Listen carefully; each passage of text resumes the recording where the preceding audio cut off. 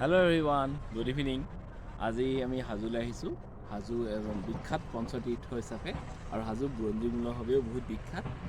হাজোৰ বিখ্যাত হয় বুৰঞ্জীমূলকভাৱেও বিখ্যাত হয়, কিন্তু আচলতে আজি মই হাজোৰ বিষয়ে ক'বলৈ অহা নাই বা ইয়াৰ মন্দিৰবিলাকৰ বিষয়ে। মই আজি অসমৰ এজন বীৰ পুৰুষৰ বিষয়ে ক'ব আহিছোঁ, ঐতিহাসিক বীৰ পুৰুষৰ বিষয়ে, যাৰ বিষয়ে বহুত কম জানে। এই বীৰ পুৰুষজনৰ নাম হ'ল বলিনাৰায়ণ বা ধৰ্মনাৰায়ণ। বলিনাৰায়ণ বা ধৰ্মনাৰায়ণ হ'ল মহাবীৰ চিলাৰায়ৰ নাতি। তেখেতসকল যেতিয়া 1581ত কোচ ৰাজ্য দুভাগ হৈছিল, মহাৰাজ নৰনাৰায়ণ আৰু তেখেতৰ ভতিজাক ৰঘুদেৱ নাৰায়ণে কোচ ৰাজ্যখন দুভাগ কৰিছিল, তেতিয়া সোণকোষ নদীৰ সিটো ছাইডটো কোচ বিহাৰ হ'ল আৰু সোণকোষ নদীৰ এই ছাইডটো কোচ হাজো হ'ল। এই হাজোতে সেই কোচ হাজোৰ ৰাজধানী আছিল। এই কোচ হাজোৰ ৰাজতে ৰঘুদেৱ নাৰায়ণ আৰু তাৰপিছত তেখেতৰ পুত্ৰ পৰীক্ষিত নাৰায়ণে শাসন কৰিছিল। তাৰপিছত পৰীক্ষিত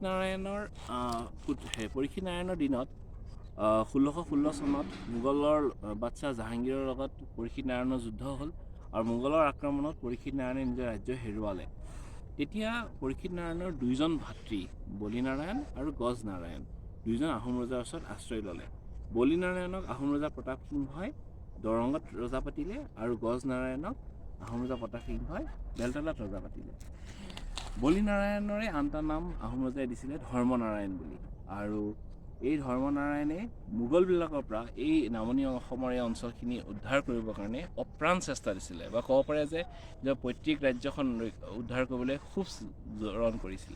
তেখেতে ছিৰিজ অফ যুদ্ধ কৰিছে ইয়াৰ লগত, হাজো আৰু অন্যান্য জেগাত আহোম ৰজাৰ লগ হৈ পেলাই মোগলবিলাকৰ বিৰুদ্ধে বহুতখিনি যুদ্ধ কৰিছিল। কিন্তু এইবিলাকৰ বিষয়ে তেখেতৰ এই বীৰ গাথাৰ বিষয়ে ক'তো উল্লেখ নাই, বা ক'তো ছ'চিয়েল মিডিয়া বা কোনো মিডিয়াত মানে এই বিষয়ে আলোচনা নহয়। বলিনাৰায়ণে নাম আনকি মোগলৰ বুৰঞ্জীকাৰবিলাকেও লিখি গৈছে। মিৰ্জা নাথানৰ বাহাৰিস্তান I ghayবিত বলিনাৰায়ণক মোগলবিলাকে বলদেৱ বুলি মাতে। তেখেতে 18,000 সৈন্যলৈ এবাৰ হাজোত আক্ৰমণ কৰিছিল বুলিও এটা মানে উল্লেখ আছে। কিন্তু এই বলিনাৰায়ণৰ আমি ক'তো উল্লেখেই নাপাওঁ। তেখেতে এতিয়া আমি পিছত মই 2021 চনত এটা নিউজ পালোঁ যে 7 মাৰ্চৰ দিনটোক বলিনাৰায়ণ দিৱস হিচাপে দৰং জিলাত পালন কৰা হয়।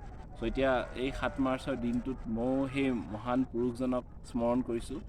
আমি লাচিত বৰফুকনৰ কথা শুনিছোঁ বা অন্যান্য বীৰবিলাকৰ কথা শুনিছোঁ অসমৰ, কিন্তু লাচিত বৰফুকনৰ আগতেও মোগলৰ লগত যুদ্ধ কৰি প্ৰাণ হেৰুওৱা বলিনাৰায়ণৰ বিষয়ে আমি গম নাপাওঁ।